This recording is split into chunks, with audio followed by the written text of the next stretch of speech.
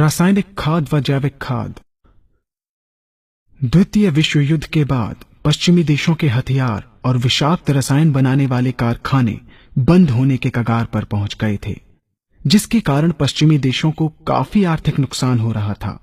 इन देशों ने इस आर्थिक संकट से बचने के लिए एक योजना के तहत उन कारखानों में रासायनिक खाद तथा कीटनाशक बनाना शुरू कर दिया।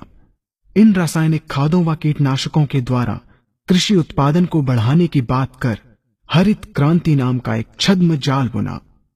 भोले भाले किसान अधिक उत्पादन के लालच में फंसकर रासायनिक खाद व कीटनाशकों का प्रयोग करने लगे। बैलों की जगह ट्रैक्टर से जुताई होने लगी। शुरुआत में कम रासायनिक खादों के प्रयोग से अधिक उत्पादन हुआ। धीरे धीरे रासायनिक खादों के प्रयोग के कारण भूमि की उर्वरा शक्ति क्षीण होने लगी, जिसकी वजह से उत्पादन घटने लगा तथा फसलें कमजोर होने लगी। फसलों के कमजोर होने के कारण उनमें रोग व कीट लगने लगे। रोग व कीटों से फसल की सुरक्षा के लिए और अधिक कीटनाशकों का प्रयोग होने लगा। एक तरफ ज्यादा उत्पादन के लिए अधिक रासायनिक खादों का प्रयोग होने लगा, वहीं दूसरी तरफ फसलों को रोग व कीटों से बचाने के लिए अधिक विषाक्त कीटनाशकों का प्रयोग बढ़ गया, जिसके कारण उत्पादन लागत बढ़ी और किसान को लाभ कम होने लगा, बल्कि छोटे किसान कर्ज में डूबने लगे। धीरे धीरे भूमि की उर्वरा शक्ति क्षीण होने से भूमि बंजर होने लगी। रासायनिक खाद व कीटनाशकों के कारण खाद्यान्न भी विषाक्त हो गए तथा जलवायु भी प्रदूषित हो गई, जिसके कारण मानव पशु पक्षियों के स्वास्थ्य पर प्रतिकूल प्रभाव पड़ा, जिसका परिणाम आपके सामने है। मानव स्वास्थ्य पर रासायनिक खादों के पड़ने वाले प्रभाव को आप ऐसे समझें। जब किसान फसल में रासायनिक खाद डालता है तो रासायनिक खाद में उपस्थित विषाक्त रसायन जल में घुलकर सबसे पहले जल को प्रदूषित कर भूमि के अंदर उपस्थित केचुए व सूक्ष्म जीवाणुओं को मार देता है।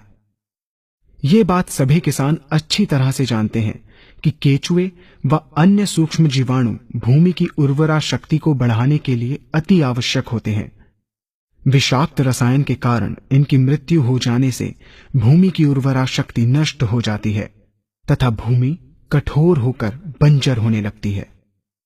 रासायनिक खादों के विषाक्त रसायन पानी के माध्यम से अन्य खनिजों के साथ फसल के अंदर पहुंचकर फसलों को विषाक्त बना देते हैं। बाद में जब खाद्यान्न के रूप में मनुष्य या अन्य पशु इन्हें खाते हैं तो ये विषाक्त रसायन मानव स्वास्थ्य पर बहुत ही बुरा प्रभाव डालते हैं तथा मनुष्य के अंदर तरह तरह के रोग उत्पन्न करते हैं। जब हम जैविक खाद का प्रयोग भूमि पर करते हैं तो जैविक खाद पानी में मिलकर पानी को प्रदूषित नहीं करती।